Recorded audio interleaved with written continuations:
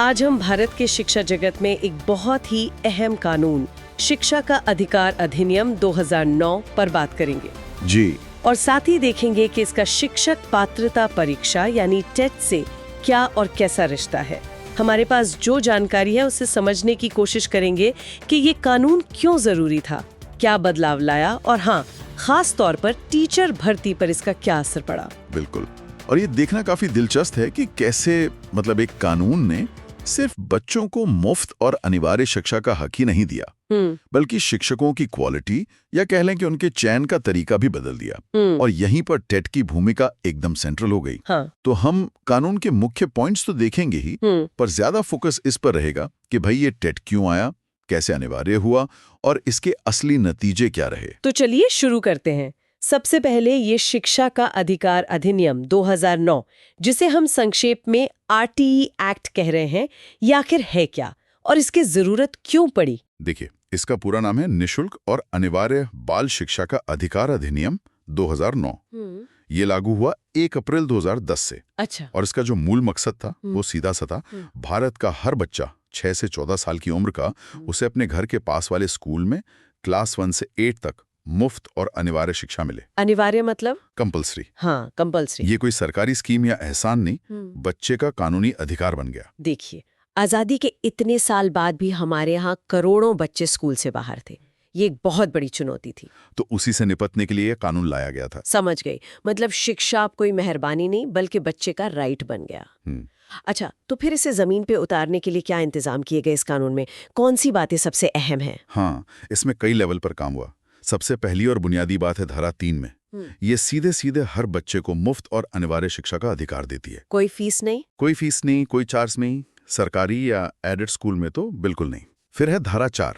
ये कहती है कि अगर कोई बच्चा मान लीजिए देर से स्कूल आता है या बीच में पढ़ाई छूट गई थी, तो उसे उसकी उम्र के हिसाब की क्लास में एडमिशन मिलेगा। अच्छा। ऐसा नहीं कि वो छोटा है तो पहली में ही डालेंगे, ताकि वो पिछड़ ना जाए। और स्कूलों तक बच्चों की पहुंच, मतलब स्कूल ही ना हो पास में तो? हाँ, उसका भी प्रावधान है। धारा 6 ये सरकारों पर जिम्मेदारी डालती है कि वो तय दूरी के अंदर, मतलब हर बसावट के पास स्कूल खोलें। अच्छा। और फिर धारा 8 और 9 हैं जो केंद्र और राज्य सरकारों की ड्यूटीज बताती हैं। सिर्फ स्कूल खोलना काफी नहीं है, मुफ्त किताबें देना, यूनिफॉर्म देना, जो भी जरूरी सामान है वो मुहैया कराना, और हाँ, पढ़ाई की क्वालिटी पर भी नजर रखना, ये सब उनकी जिम्मेदारी है। ये तो हुई सरकारी स्कूलों की बात, पर भारत में तो प्राइवेट स्कूलों की भी भरमार है। उन पर भी कुछ लागू होता है क्या? हाँ, बिल्कुल। और शायद ये इस कानून का सबसे ज्यादा चर्चा में रहने वाला हिस्सा है धारा 12(1)(c). हाँ, ये मैंने सुना है, 25% वाला। वही।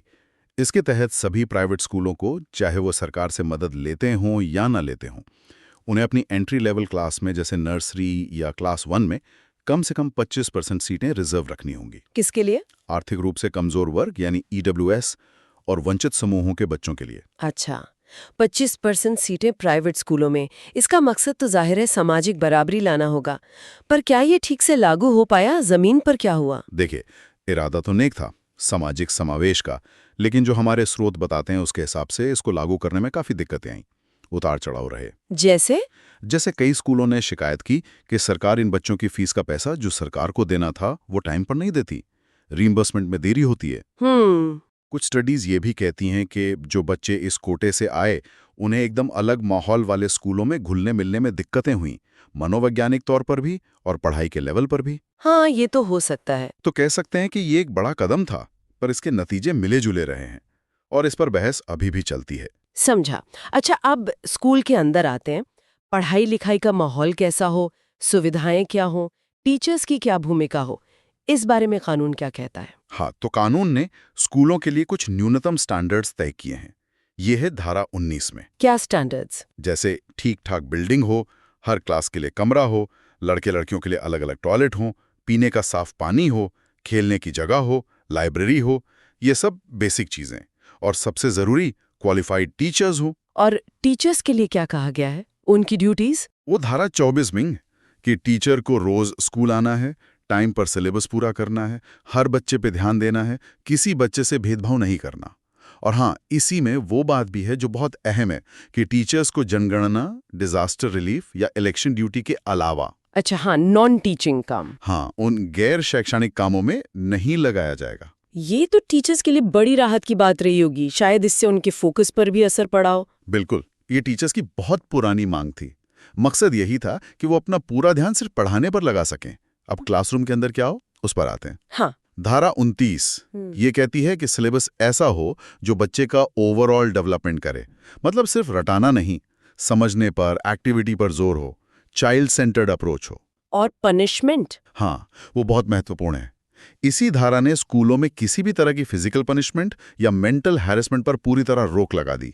मारना, पीटना, डांटना, डपटना जिससे बच्चा डरे, वो सब बंद। और वो जो पॉलिसी थी कि किसी बच्चे को फेल नहीं करना है, नो डिटेंशन पॉलिसी, उसका क्या हुआ? हाँ, वो धारा 30 का हिस्सा थी। शुरू में ये था कि क्लास 8 तक किसी बच्चे को फेल करके उसी क्लास में नहीं रोका जाएगा। सोचा गया था कि इससे बच्चे स्कूल छोड़ेंगे नहीं, ड्रॉप आउट कम होगा।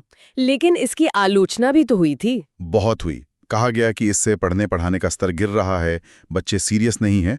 तो फिर 2019 में कानून बदला गया।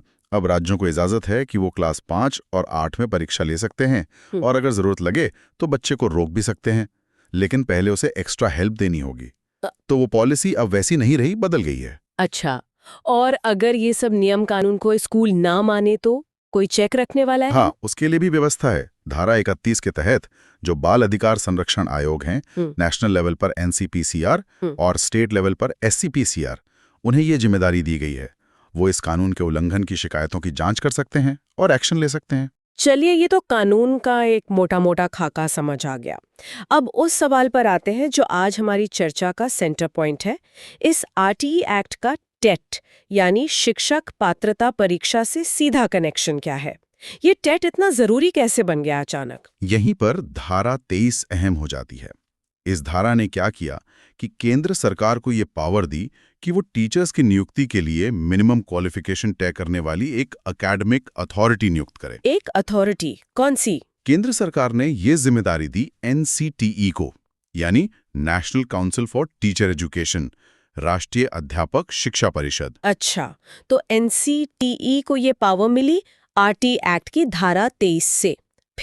फिर NCTE ने इसी पावर का इस्तेमाल करके 2010 में एक डिटेल्ड गाइडलाइन निकाली और उसमें ये साफ कर दिया कि सरकारी स्कूलों में या सरकार से मदद पाने वाले स्कूलों में क्लास 1 से 8 तक पढ़ाने के लिए टीचर के पास जो तय एकेडमिक और प्रोफेशनल क्वालिफिकेशन है, जैसे DELED या BEd, उसके साथ साथ टेट पास का सर्टिफिकेट होना भी अनिवार्य होगा, कंपलसरी। तो ये है सीधा कनेक्शन। मतलब RTE एक्ट ने एक तरह से रास्ता खोला और NCTE ने उस रास्ते पर टेट को लाकर खड़ा कर दिया। ये तो टीचर भर्ती की पूरी प्रक्रिया में एक बहुत बड़ा फेरबदल था। पहले क्या होता था और इस बदलाव से फर्क क्या पड़ा?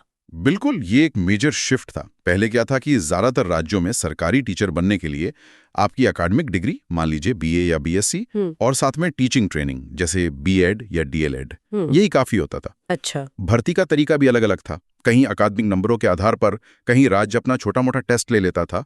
टेट ने क्या किया कि एक नेशनल लेवल का फिल्टर लगा दिया। फिल्टर? हाँ, फिल्टर। अब जो लाखों लोग टीचर बनना चाहते हैं, उन्हें पहले ये टेट की परीक्षा पास करनी होगी। ये पास करेंगे तभी वो आगे की भर्ती प्रक्रिया, जैसे राज्य का अपना एग्जाम या इंटरव्यू, उसमें शामिल हो पाएंगे। इस फिल्टर का मकसद क्या बताया गया? क्या इससे सच में क्वालिटी बढ़ी? देखिए, जो बताया गया मकसद वो तो यही था कि भाई टीचर्स के लिए एक मिनिमम नेशनल स्टैंडर्ड तय हो। उनकी सब्जेक्ट नॉलेज और पढ़ाने के तरीके यानी पेडागॉगी, उसकी बेसिक समझ परखी जाए ताकि स्कूलों में अच्छे क्वालिफाइड टीचर्स जाएं और पढ़ाई का स्तर सुधरे। और क्या वाकई सुधरा? इस पर क्या राय है? इस पर राय बटी हुई है। सच कहूं तो कुछ एक्सपर्ट्स मानते हैं कि हाँ, इससे भर्ती प्रक्रिया में एक यूनिफॉर्मिटी आई, थोड़ी पारदर्शिता बढ़ी। लेकिन इसकी आलोचनाएं भी कम नहीं है। किस तरह की आलोचनाएं? क्या मुद्दे उठाए गए? कई तरह के मुद्दे। पहला तो यही कि क्या एक मल्टीपल चॉइस क्वेश्चन वाली परीक्षा, मतलब MCQ टेस्ट, सच में एक अच्छे टीचर के गुण परख सकती है? जैसे वो बच्चों से कैसे जुड़ता है, क्लास को कैसे मैनेज करता है, कितना क्रिएटिव है। हाँ, ये तो सोचने वाली बात है। दूसरा, टेट के पासिंग मार्क्स को लेकर, उसके पैटर्न को लेकर भी बहुत विवाद हुआ है। कई बार तो पास परसेंटेज इतना कम रहा कि हजारों वैकेंसीज खाली रह गई। अच्छा। हाँ, और तीसरा ये सवाल भी उठा कि क्या ये परीक्षा शहरी और ग्रामीण उम्मीदवारों के लिए या अलग अलग बैकग्राउंड से आने वालों के लिए एक लेवल प्लेइंग फील्ड देती है। इन सब बातों को लेके बहुत सारे केस कोर्ट तक भी गए। और उन टीचर्स का क्या हुआ जो इस कानून के लागू होने से पहले से पढ़ा रहे थे? क्या उन्हें भी टेट देना पड़ा? नहीं, जो टीचर्स 1 अप्रैल 2010 यानी कानून लागू होने की तारीख से पहले अपॉइंट हो चुके थे, उन्हें टेट से छूट दी गई थी। अच्छा, ये राहत थी उनके लिए। हाँ, लेकिन एक शर्त थी। अगर उनके पास उस समय NCTE द्वारा तय की गई मिनिमम प्रोफेशनल क्वालिफिकेशन नहीं थी, जैसे मान लीजिए किसी ने सिर्फ BA किया था, B.Ed या DLED नहीं, तो उन्हें एक तय टाइम लिमिट के अंदर वो क्वालिफिकेशन हासिल करनी पड़ी। इसके लिए सरकार ने फिर बड़े पैमाने पर ट्रेनिंग प्रोग्राम भी चलाए। आपने सुना होगा, लाखों टीचर्स ने NIOS से DLED किया। हाँ, वो सुना है। अगर वो नहीं करते तो उनकी नौकरी पर खतरा था। यानी जो पहले से सिस्टम में थे, उन्हें भी अपनी योग्यता अपडेट करनी पड़ी। तो कुल मिलाकर देखें तो टेट की अनिवार्यता ने टीचर भर्ती का पूरा लैंडस्केप ही बदल दिया। हाँ, इसमें कोई शक नहीं। इसने भर्ती प्रक्रिया को ज्यादा स्टैंडर्डाइज तो बनाया है। अभी एक तरह का फॉर्मूला बन गया है, टेट पास करो, फिर प्रोफेशनल डिग्री हो, फिर राज्य की भर्ती परीक्षा दो या मेरिट में आओ। इसने कहीं ना कहीं टीचर्स के अकाउंटेबिलिटी पर भी जोर दिया। लेकिन जैसा हमने बात की, ये कितना इफेक्टिव है, कितना फेयर है, इस पर सवाल भी लगातार उठते रहे हैं। तो अगर हम आज की चर्चा को समेटें तो ये कह सकती हूँ कि शिक्षा का अधिकार अधिनियम 2009 सिर्फ बच्चों को स्कूल तक लाने का ही कानून नहीं था। ये स्कूलों में जो शिक्षा दी जा रही है उसकी क्वालिटी पर और खास तौर पर टीचर्स की क्वालिटी पर भी फोकस्ड था। और इसी कोशिश में टेट एक बहुत महत्वपूर्ण, हालांकि थोड़ा विवादित औजार बनकर सामने आया। बिल्कुल सही कहा आपने। RTE एक्ट ने शिक्षा को देखने का नजरिया बदला, उसे अधिकार बनाया, स्कूलों के लिए नॉर्म्स तय किए, बराबरी की, समावेश की बात की, और उसी सिलसिले में टीचर्स के सिलेक्शन के लिए TET को अनिवार्य करके एक नेशनल बेंचमार्क बनाने की कोशिश की। ये अलग बात है कि इसको लागू करने का रास्ता चुनौतियों से भरा रहा है और शायद आज भी है, पर इसने सिस्टम में एक हलचल तो पैदा की।